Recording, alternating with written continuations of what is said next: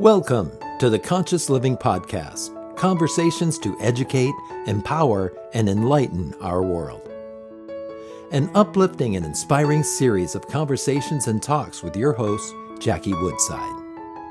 We are educating minds, empowering lives, and enlightening souls to create a world where love prevails. In this engaging podcast, we deliver exciting, positive, transformative talks and teachings designed to elevate your life. Now, let's join our host, Jackie Woodside, for this week's session. All right. Hello, everybody. I'm so glad that you're here for another episode of the Conscious Living Podcast, where we are here to educate, empower, and enlighten our world. Strategies to live more consciously with time, money, and yes, life itself. You know, that takes something, doesn't it? To live life more consciously. How much we're living true to who we came here to be. Living true to our most authentic self, living true to our values and our highest aspirations, not getting sidetracked by all of the whims of our culture in politics or the economy. There's a lot going on in the world. And I'm grateful to you for taking some time out of your busy week to just be with us, to be together and think more deeply about living life consciously. I think it's the best gift you could give to yourself today. So thank you for being here with me and with my illustrious guests, who I'm so excited to bring to the show today. Eli and Joseph Bennett, multi-passionate entrepreneurs, motivational personal growth workshop and retreat leaders, and transformational theater coaches. How's that for a mouthful? These guys have like such talent on so many levels. They are co-founders of the San Miguel's only English language improv troupe called the Improv People, and they teach improv theater throughout the year. So Eli is a TEDx speaker and creator of the award-winning, mostly solo show Out of the Blue, which I'm telling you, I watched it, is extraordinary. So they earned international acclaim, multiple Broadway nominations for that, Hollywood Fringe's Encore Producers Award. And they also together co-facilitate life-changing writing and performance workshops. They have so much to offer to so many people, both in the arts and just those of us on this path toward conscious living. So Eli and Joseph, thank you so much for being here with me today and with our listeners on the Conscious Living Podcast. What would you like to say just to flush things out a little bit more, so our listeners can get to know you a bit more? Well, first of all, thank you for having us. We talked a couple months ago. We've been looking forward to this. This is wonderful. Hello, everyone out there listening. What would you like to add? Anything? So sometimes when we are looking at personal growth podcasts and we are listening to those things that lift us up, there's sometimes maybe this non-conscious idea, Jackie, that we're broken or wounded or need to be fixed. So I just want to reach out to the listeners heart to heart and say, you are not broken. You are not needing to be fixed. We're just here sharing some ideas. Take that which you want and leave the rest. So we love you just as you are. That's beautiful. I love that. I was just saying to a friend of mine over the weekend, we had some friends over for dinner and we were talking about various people's lives and struggles that people were having. And one of the things I said during the course of that conversation is, you know, people live the way that they live, and that's just fine because there is no one right way to live. Right. There's no one right way to be in life. And my friend texted me the next day and said he really appreciated me saying that because it expanded his thinking about different people that he's been dealing with. And he recognized that he was bringing his judgments to it about, the way that they should live. So that is one of the things, I really appreciate hearing that from you, Joseph, that there's no one way that people have to be. You're not broken. Just, traversing this life, being your best and most authentic self. So I love that. Thank you for adding that to us. Mm-hmm. So I love that you guys work together. You also are a couple and have been together. How many years now? I forget. 25 awesome years. Same. My spouse and I have been together 25 years. I Great. love that. I love that. We can have a 25th anniversary party together. But I love, you guys told me this story when we first met, and I would love our listeners to hear it. It was also featured in the New York Times Modern Love section. Do you mind telling people a little bit about that, just to, storybook way that is just delightful about how you met and here you are 25 years later. Do you mind sharing a little bit? Sure, we love sharing this story because people find it inspiring. I think love is available to each of us all the time. We just need to kind of stay open to it. So this is what happened. 25 years later, it was Gay Pride in San Diego. Huge crowd, Jack. You can imagine 100,000 people that year for the very first time, before gay marriage was even part of the vernacular. The organizers had decided to create I just got chills, a same-sex wedding ceremony for couples who knew each other and loved each other and wanted to have a public place, a public container where they could profess their love for each other. It was like a mass commitment ceremony. Wow. Like literally with like 100,000 people? No, there were 100. Okay. But there were like a couple dozen couples. Oh, okay. And the minister and the news was there, and it was a big deal. So, and we didn't know each other, but I had heard about it after having been single for 5 years. I thought, oh, I really want to see this. I want to see gay people committing to each other. So I went to it, and literally 30 seconds after I got there, the minister began with the vows and said, please face your partner and repeat these vows after me. And at that moment, this guy standing next to me that I didn't know tapped me on the shoulder and said, hey, do you want to do it? I'm very eloquent. You'll come to understand I'm very eloquent. I said, hey, you want to do it? And he said, I said yes, which was very unusual for me because in those days I did nothing without reading Consumer Reports, you know. Yeah, of course. You've got to check your sources. Right. So it's like, who is this guy, like a mass killer? So I said yes, and we started kind of repeating the vows, and we only remember one because it was the last vow, and the minister said, I promise to support you to your highest potential. And Joseph said to me, make sure you say that out loud and mean it. And how that has become significant over the course of our life and our coaching and our programs is that's what we bring to the room, right? With our clients. Like, we promise to support you to your highest potential. It's such a beautiful vow to live by. And right after the vow, he said, okay, now pronounce you committed like partners. You may kiss each other. So we turned to each other and gave each other a little quick kiss. And I said, well, now that we're married, what's your name? Right. Oh my gosh. And that was the beginning of everything. So you literally went through all that and had not even exchanged names. No. You like saw each other and went right into a commitment ceremony. Immediately. Yep. And that is a crazy ass story. It is a crazy ass story. The thing is that it has been the most powerful, loving, kind, supportive relationship for each of us that we've had, and we've been together ever since, and we work together. We've been together. I mean, you're together 24/7. I mean, you're working together, and did you ever meet the minister? No, we never met the minister. And somebody had video of that moment together. We kept looking for this person. Do you have the video? We put it on the paper. Does anybody have video of this moment? We could never find it. Oh, wow. What your listeners will be able to connect to, Jackie, is that it sounds like a crazy ass story, but actually it's a sacred contract story. We gotta say more about that. That sounds right up our alley here for conscious living. It's the only thing we can even think of why this happened. Go ahead.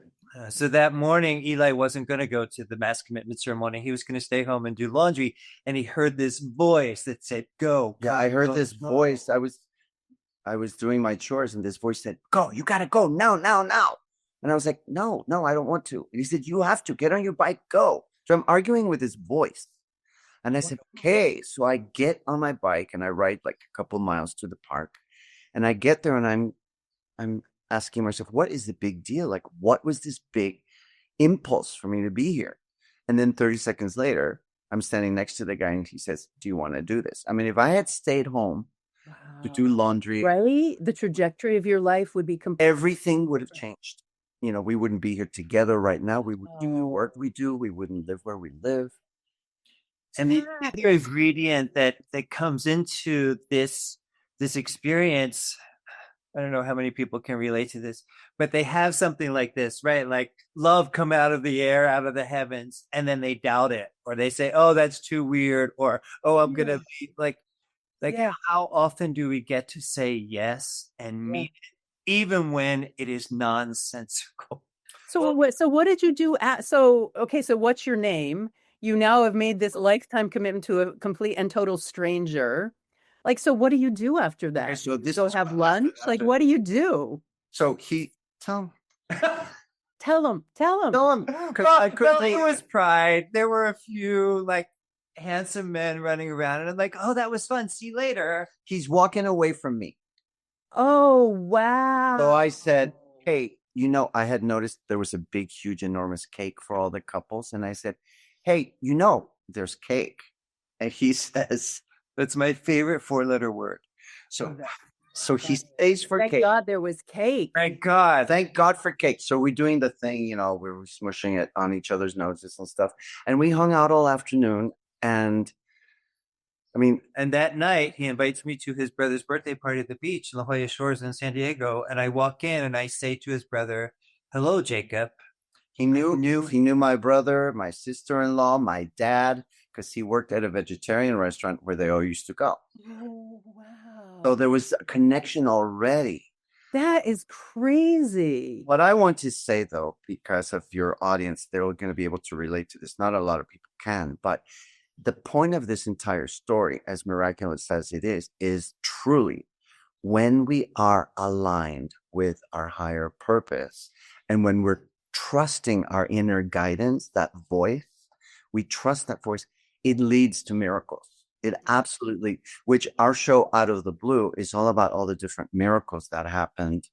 I had cancer 11 years ago, and I only had about a 10% chance of survival. And I listened to my inner guidance that guided me through a lot of miracles to heal me. Wow. So that is what I really want the takeaway to be, is to learn to trust our inner guidance. But Eli, not everybody has some voice screaming in the back of their mind saying, go get on your bike and go. Well, that was unusual. Okay. The inner voice that we have, and we all have it, is a quiet inner voice that's not loud like that, speaking in our head. It's in our heart, and it's like in our gut, and it speaks very quietly. But the way to discern that voice from the other voices in our head is that voice is peaceful, and that voice feels grounded and connected, where often these voices here in our head are, it's where confusion tends to live, right? It's all wah, wah, wah, loud and obnoxious. Mm-hmm. This was unusual because the way I see it, all our angels had been orchestrating this moment, and I was going to miss it because I thought I had to do laundry, and they had to really grab my attention. And can I rough draft a little something right here, Jake? Yeah, I'd love to hear that. So that inner voice, quiet, sometimes silent or barely audible, it doesn't come through.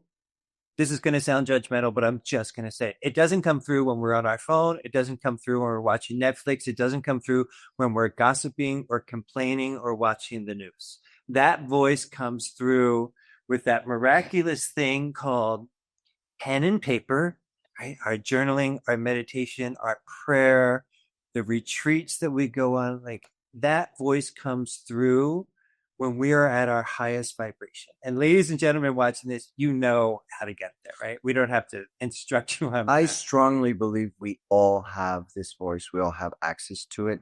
It's a matter of shifting our attention to that voice.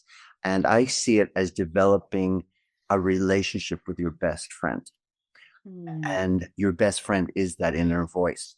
Yeah. And when you learn to tune into it, like Joseph said, through writing, through meditation, through just connecting, and you learn to trust it, because that's the key. Okay, here's the thing. We all can relate to red flags. We've all had red flags. Some of us listen to them, some of us don't. And then we go, why didn't I listen? Right?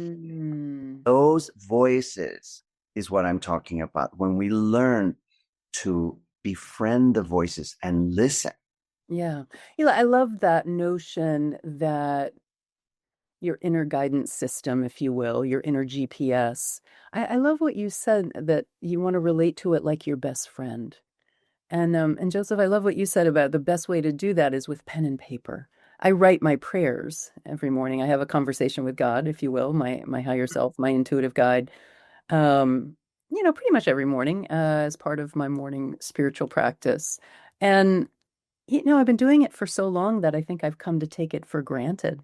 So you just saying that, that this is your avenue, this is your tool. You don't get it when you're sitting watching Netflix. And that doesn't mean, I mean, spirit can speak to us in many ways. Sometimes you don't, turn on the radio and the theme of the song kind of gives you an answer, or sometimes you bump into somebody, a serendipitous experience.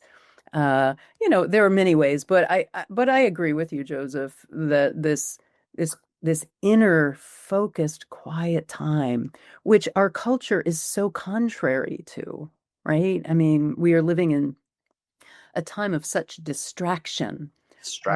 Yeah, so I love that notion that, your inner guidance needs to be your best friend. Not like going to look to see what the influencers say, or even necessarily needing to hire the next right coach or consultant that's going to tell you what to do. There's a lot of Well, I think in our society, we've been kind of trained to find answers outside of ourselves. yeah, You yeah, know, the teacher, the priest, the parent, they know better than you. yeah, So when we develop this relationship with our highest self, which nobody else on earth loves us more than that or knows us better than that. yeah. When we tune into that and learn to follow that guidance, really, that is when our life becomes miraculous and magical. And I will say, just to push back on what I just said, that sometimes you don't need to find the next influencer coach or whatever. However, until you develop that capacity and wisdom, really, to trust your connection to your inner self and your inner guide. And a lot of people have come to me early on, particularly when I was a therapist. I've journaled for years, and what they're doing in their journal is writing the machinations of their ego, their complaints, their worries, their fears, and it really is just a barrage of the ego speaking. And so if people don't understand that there's this still quiet voice beneath the ego, and maybe that is a place for guidance, some guidance on how to access that, on how to be still. We live in such a dopamine laden, fragmented, anxious world. I mean, we do in the US. You guys are lucky you're living in Mexico. I think it's a bit more chill there. It is. Um, It is. May I ask you, Eli, can you share the story with our listeners? What happened 30 days? Speaking of pen and paper, what happened 30 days before we met? That could serve some of us who are looking. Those of you who are out there are wanting to bring forth a beautiful relationship in your life. This is something that I did just naturally. It wasn't something I learned or nobody taught me to do it. I just felt like doing it. I did a process exactly 30 days before we met. We met on July 23rd, and this was June 23rd. And I know because I dated the piece of paper. And what it was I sat on my couch with my eyes closed. I remember the light coming through the window, and I sensed and visualized what it was going to be like when my right wonderful mate would open the door and come into my home.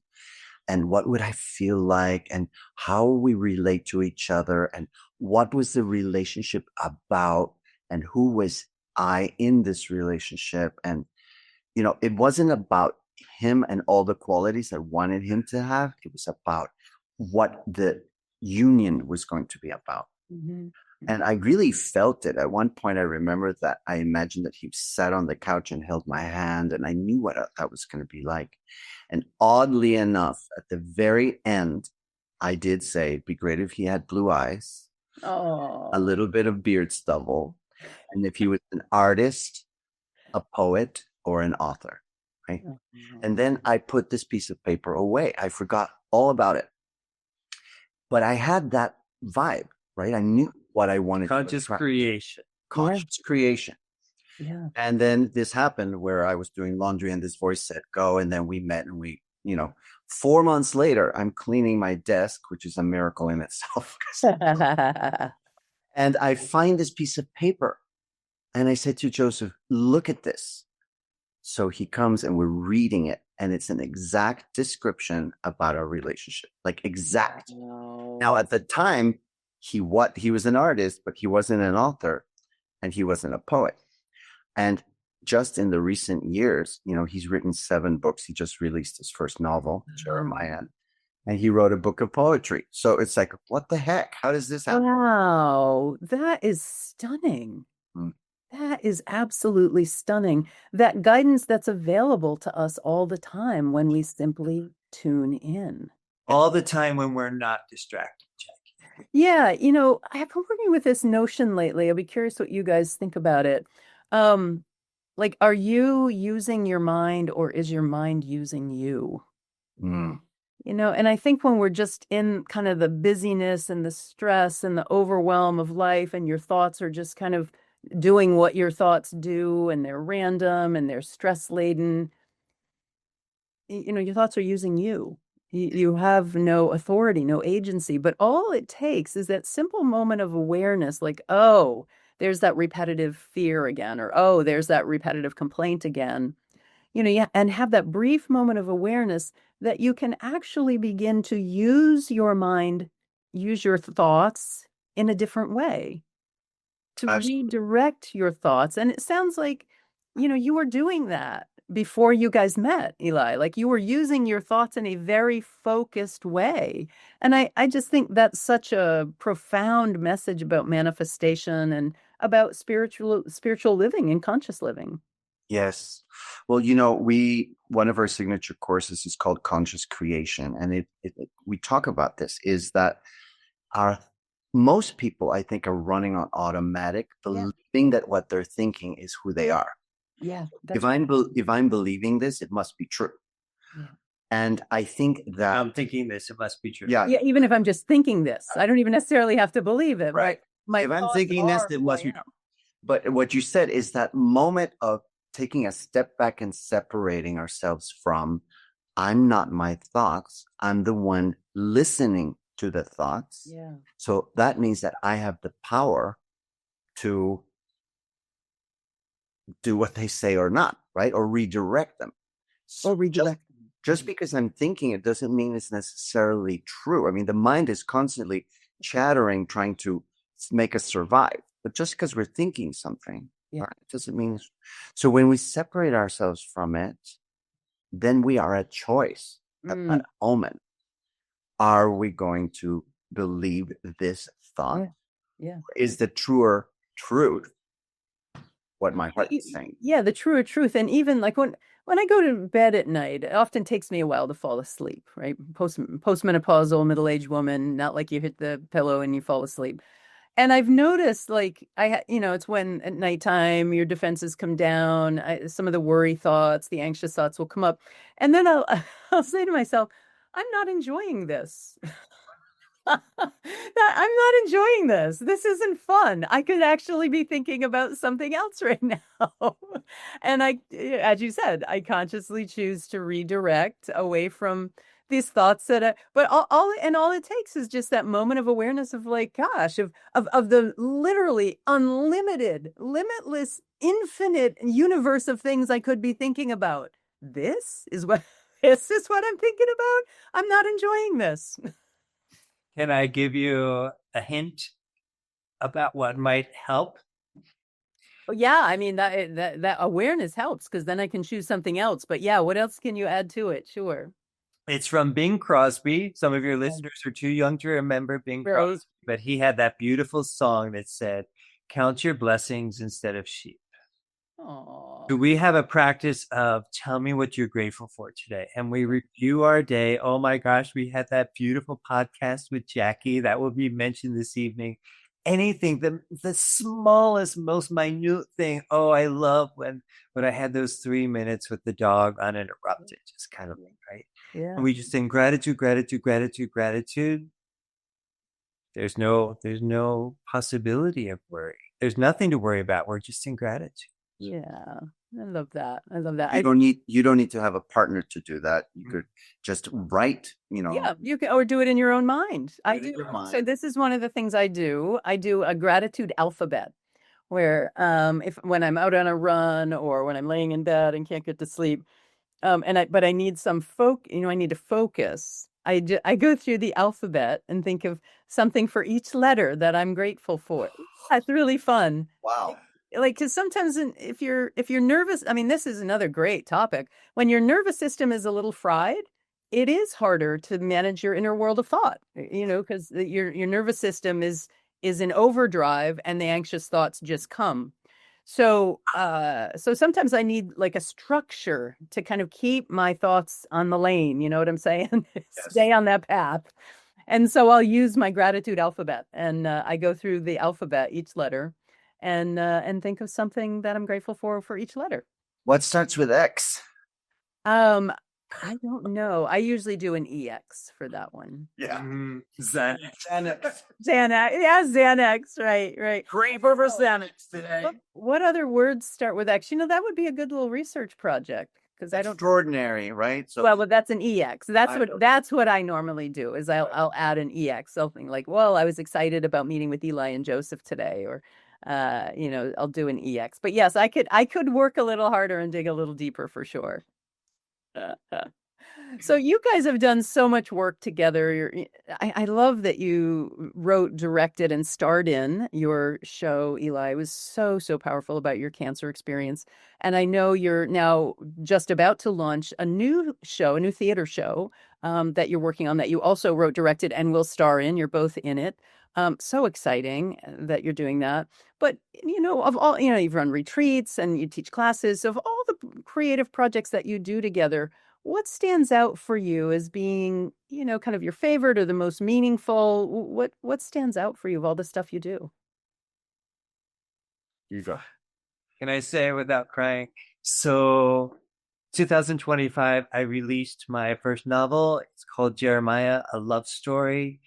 And it's a story, Jackie, I don't think it's ever been told before. It is a love story between a white male abolitionist and a Black African-American slave male. So it's a gay love story between these two very, very different people during the time of slavery set in Savannah, Georgia. Wow. This week, right now, the audio has already been recorded for the audiobook, but we're editing it very painfully, poco a poco, little by little. And so that's coming out very soon. Well, and when will that be out? The goal is January 24th, 2026, because that is the International Day of Education.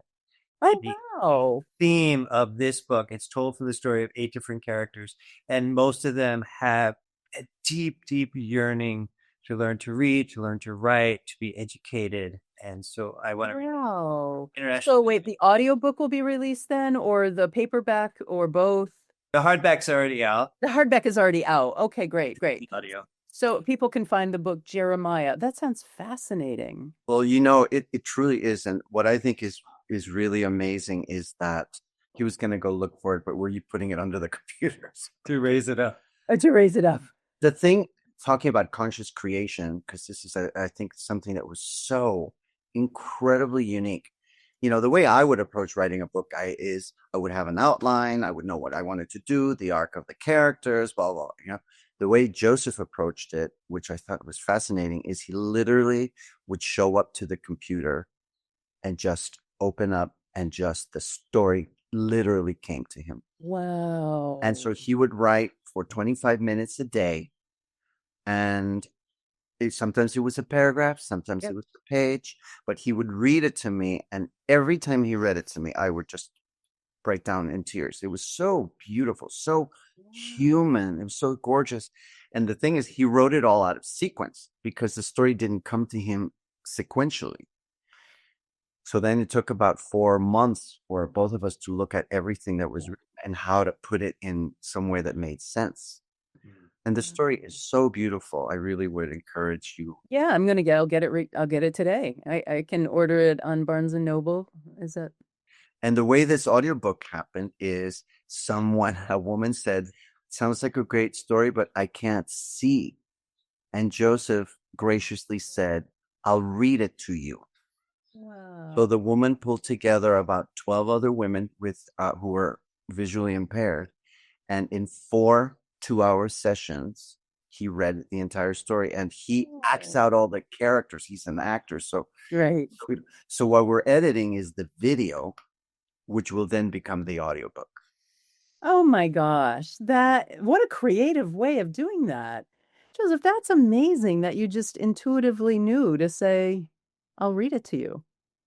That is really beautiful. What a loving, loving gesture. And good for her for putting together a whole group of people to have that experience. That sounds lovely.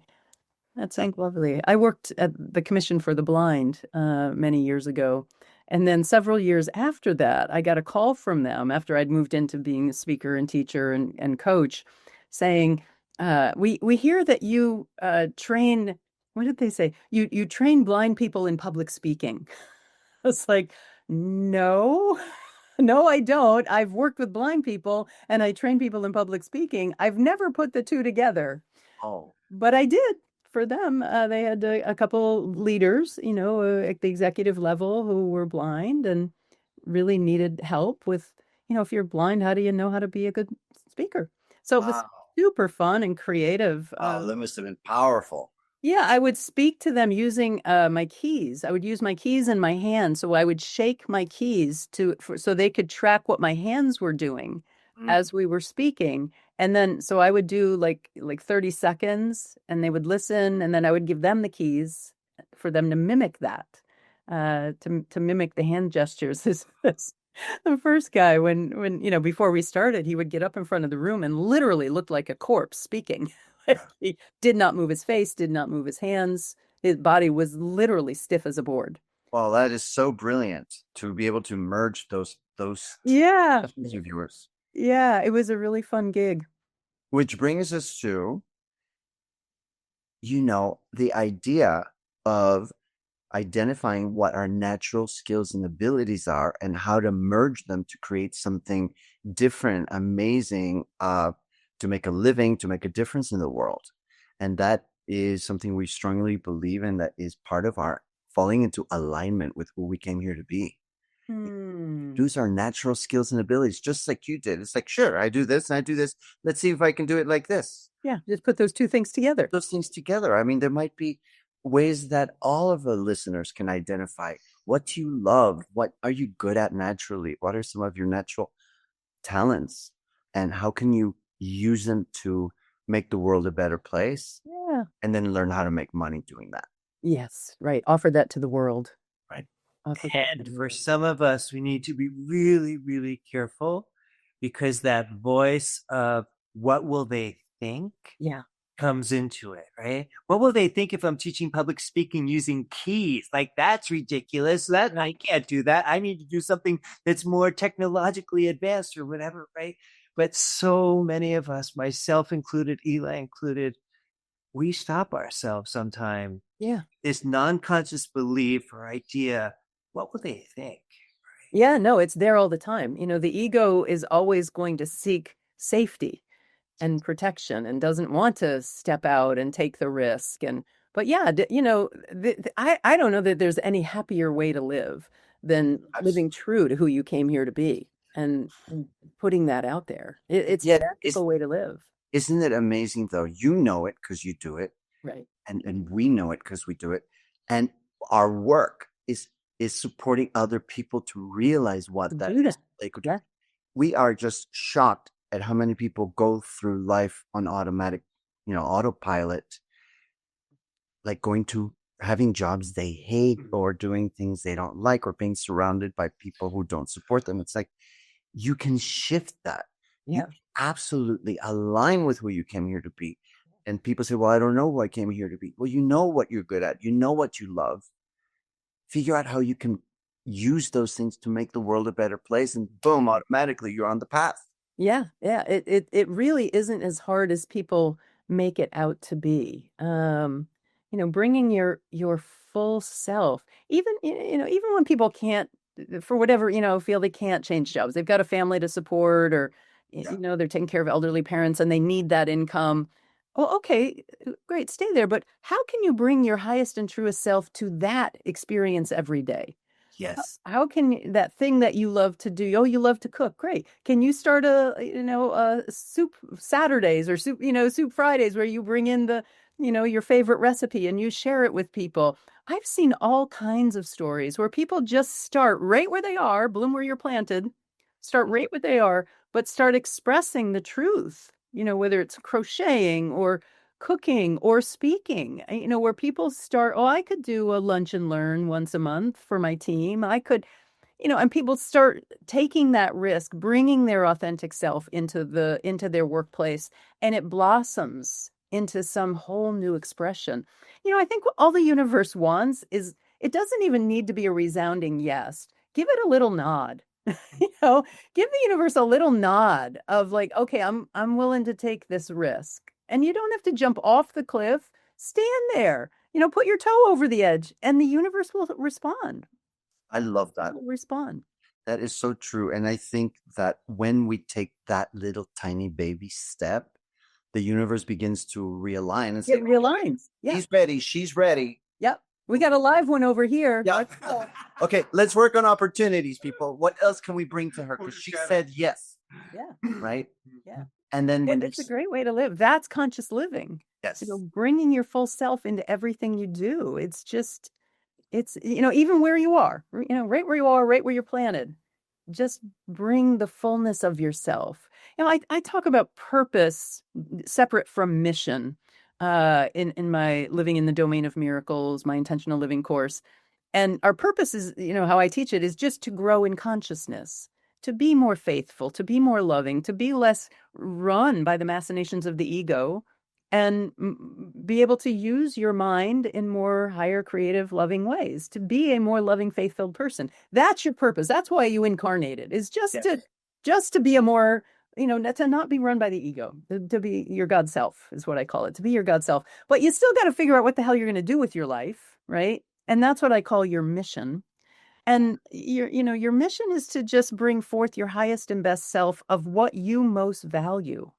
That each value that you hold, whether it's, love or contribution or community or commitment, whatever you like, my values, each of those things holds an energy to it, has a vibration to it. Like, just some of my core values are freedom, fulfillment, and passion. Each of those core values has a very different resonant energy to it, doesn't it? Like the resonant energy of freedom, resonant energy of passion. So I really teach and believe that I'm here to bring forth that vibe, right? That's who I am, who I came here to be. So I've got to bring that. And that's why I say, if you're not ready to leave your job, fine. Start bringing your core energies to everything you're doing. So I'm curious, what you guys think about that, of the energy and vibration of being your highest self, no matter where you are, where the universe has you right now. It will change the world. It will change the world. Thank you. Well, imagine if all of us honored that aspect of ourselves and we just followed our inner guidance to be in our highest vibe that we all the time. And right? here's the thing, we all know what it's like to be involved in something you just love, right? Where time just passes so fast. You're like loving every moment of this thing. And you know how excited you are. And you wake up in the morning because you know you're going to do this thing, right? This anticipatory joy of doing something wonderful. So we all know what that is. But imagine if that was the way you lived your life. All the time. All the time. I mean, it doesn't mean there's not going to be challenges. There's always challenges. However, I think when we're connected to that vibe, the way we meet challenges is different. It's like, it's got to get resolved because, that is the thing I want to do. So I got to find a way to get there. I'm not going to be knocked down by this silly thing that just happened. Mm-hmm. Right? We approach challenges differently. Yeah, 100%. 100%. To back up the bus just a little bit, I get really curious for when we're in a job that we don't like, can we bring in so much gratitude to that day, right? I'm grateful that my job has indoor plumbing. I'm grateful that there's a refrigerator to store. I am grateful that the people around me speak the same language so I don't have to interpret or translate because they're all speaking Swahili. Like, there's always, always, always, always something to be grateful for. And that will change our vibration as we are at that job. So I love that. And there is, right, no matter how much you hate it and what a jerk your boss is and your coworkers are losers, is there heat in the building? Do you Is have there heat in the building? you have running water? Is there a Do you have chair a to sit paycheck on? at the end of the week? Like there are things to be grateful There's always something to be grateful for. And gratitude is an instant vibe fixer. I mean, 100%. you can't be Changes upset everything. if you're gratitude. Exactly. And there is something else you just mentioned a little bit ago. I just want to touch on that. You said your authentic self. Yeah. I think it's really important with what's going on right now in our world with AI. And now we're at things that we don't even know. We don't even know. Is Right. this real? Is it not real? The whole fake news thing. Is it fake? Is it not? And Yeah. I think that authenticity is going to be like a new form of currency in some ways. So when we bring our authentic selves to our everyday lives, that is really going to be recognized and valued versus phoniness and fakeness. Yes, I love that. It's a new currency. Yeah, we're living in a post-truth world. So the most authentic that you can be, true to yourself, not only spiritually, but also just socially, Put your heart into it. to live true. Be honest and just be who you are. Yeah. There's I love that. I love that. I've been working with one of my coaching clients on that. He's a younger man, 25 years old, and, just kind of starting to come into his own. And we've been working on that question of, are you living true? True to yourself, true to your values, true to your beliefs. It's been lovely to be on that journey with a younger person who's just kind of starting out in his career. That's a So we'll leave our listeners, we'll leave our listeners with that. Are you living true? But Eli and Joseph, I know people are going to want to hear about your programs, look into your programs, see, read your books. There's so much that you guys have to offer. What's the best way for people to find you? Well, they could visit eliandjoseph.com. Oh, what a great URL. I love that. And because that's who we are. And we have a little gift there for them. We have a conscious creation guide, an ebook that distills one of our signature courses into 5 very simple steps. So that's a beautiful way. And then they can start, following some of what we do. Beautiful. Is there another way? Yes. Come and visit us. So we live in the #1 city in the world called San Miguel de Allende. And we have a couple spaces where people can come and stay and enjoy the garden and enjoy the dogs and just relax and just, so be part of this magical energy in this town. And it's called sanmiguelretreats.com. SanMiguelRetreats.com. I got to go look at that because for any of us that are feeling stressed or overwhelmed, this is, if you are looking for a place to go and relax and unwind and reconnect to yourself and journal in the garden, this is the place. I love it. Well, it has been lovely to be with you, gentlemen. I just have so much respect for your talent, your passion, your wisdom, and what you're bringing to the world. So thank you so much for being my guest on the Conscious Living podcast, and more so for being my friend. Oh, you're welcome. Thanks for including us. Love you. Thanks for listening. Thanks for watching. All right, everybody.